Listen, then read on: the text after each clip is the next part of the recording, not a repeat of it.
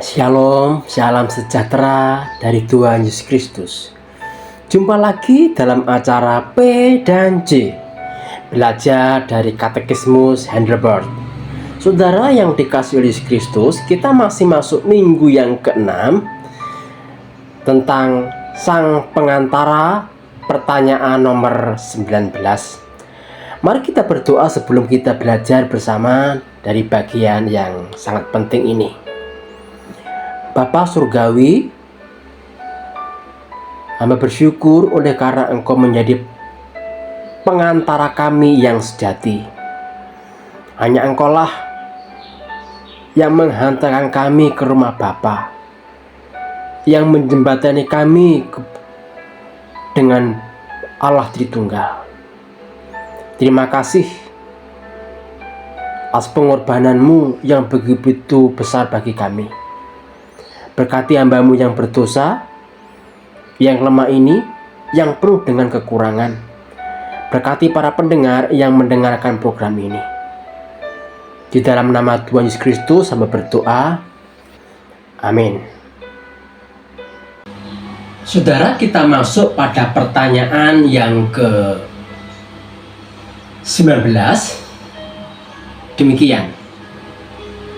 Dari mana saudara mengetahui hal itu? Jawabannya, dari Injil yang kudus. Mula-mula Allah sendiri telah menyatakannya di Taman Firdaus. Kemudian Dia menyuruh para bapa leluhur dan para nabi yang kudus mengabarkannya dan menempatkan bayangannya melalui kurban-kurban dan upacara-upacara lain menurut hukum Taurat Allah. Akhirnya Dia menggenapinya melalui anaknya yang tunggal. Saudara yang dikasihi Kristus, Katekismus mengajarkan, memberitahu kepada kita, dari mana kita tahu Sang Pengantara itu? Jawabannya yaitu dari Injil yang kudus. Injil yang kudus ini yang memberitahu kita. Oleh karena itu ini mengajarkan kepada kita supaya kita terus mencintai Taurat Tuhan, mencintai Injil, merenungkan siang dan malam. Nah saudara, di pertanyaan-pertanyaan sebelumnya kita sedang belajar bahwa Katekismus Heidelberg ini betul-betul mengajarkan bahwa di dalam Injil itu ada Taurat dan di dalam Taurat ada Injil. Terus menerus diulang dan diulang dan diulang, saudara. Karena ini penting, ya, bahwa kekristenan itu tidak hanya mengajarkan tentang anugerah saja, tetapi ada hukum-hukum yang harus dipatuhi. Ya, hukum-hukum saja tidak akan sanggup manusia menjalankan. Oleh karena itu butuh anugerah, butuh Injil yang bisa memampukan orang itu menjalankan, ya, menolong orang itu melakukan hukum-hukum itu. Jadi di dalam Taurat ada Injil dan di dalam Injil ada Taurat. Mari saja kita untuk membaca firman Tuhan di dalam Kisah Para Rasul, saudara. Kisah Para Rasul, ayat yang dikutip oleh Katekismus ini, Kisah Rasul pasal yang ke-10 ayat yang ke-43. Demikian firman Tuhan.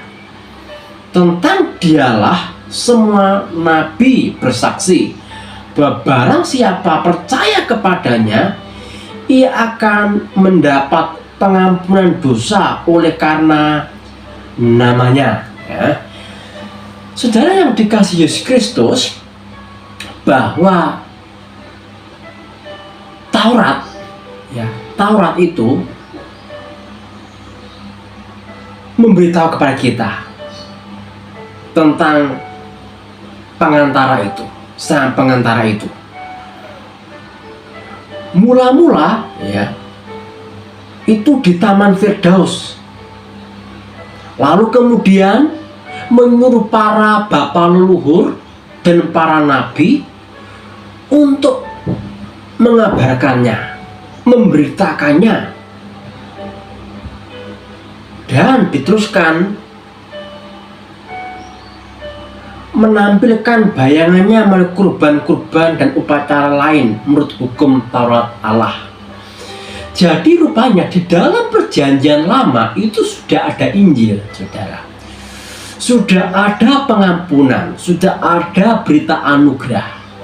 Ya, bukan hanya dalam perjanjian baru saja, tetapi di dalam perjanjian lama, di dalam Taurat, berulang-ulang kali Taurat menjelaskan, para nabi menjelaskan, para leluhur menjelaskan ada berita pengampunan, ya, ada berita pengampunan.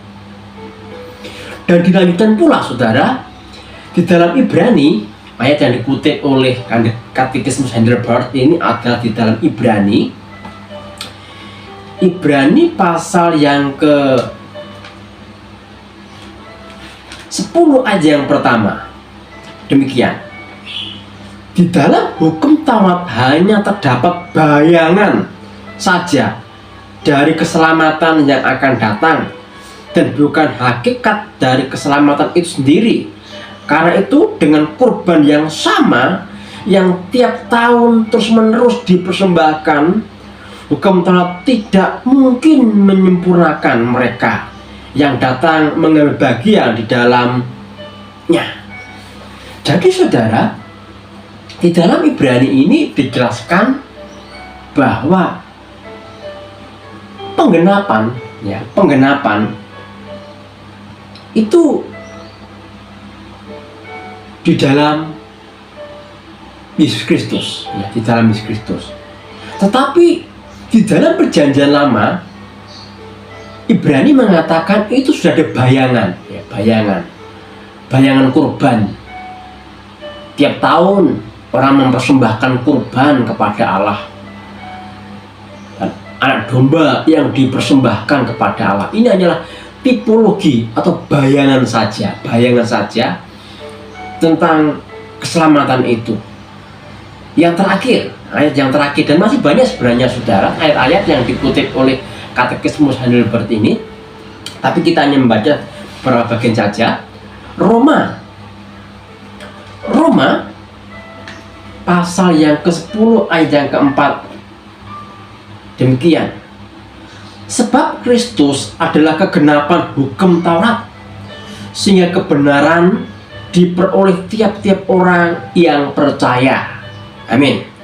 Saudara, Yesus Kristus itu penggenap. Perhatikan kata penggenap. Penggenap ini bukan menghapuskan, saudara, atau bukan menghilangkan, enggak, tapi penggenap ini artinya itu menggenapi, membiarkan yang sudah ada, melengkapi, ya, yang masih kurang. Jadi Kristus itu penggenap dari hukum Taurat, ya, penggenap dari hukum Taurat, agar manusia itu bisa mengenal Bapa yang di surga.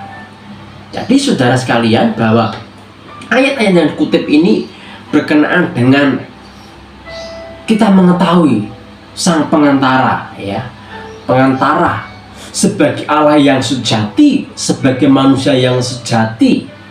Dan kita tahu dari Taurat dan Injil yang kudus, ya, yang diberitakan oleh Bapa leluhur, oleh para nabi, dan yang terakhir Yesus Kristus yang menggenapinya.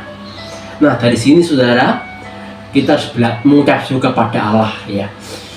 Injil Yesus Kristus diturunkan supaya kita tahu, ya, kebenaran yang sejati. Kita tahu ada sang pengantara yang agung yang menghantarkan kita kepada Allah, agar kita memperoleh keselamatan, ya, itu melalui sang pengantara yang agung. Kita tahu dari Injil yang kudus. Kiranya Tuhan memberkati dan menolong kita untuk memahami bagian ini. Tuhan Yesus memberkati kita semua. Shalom.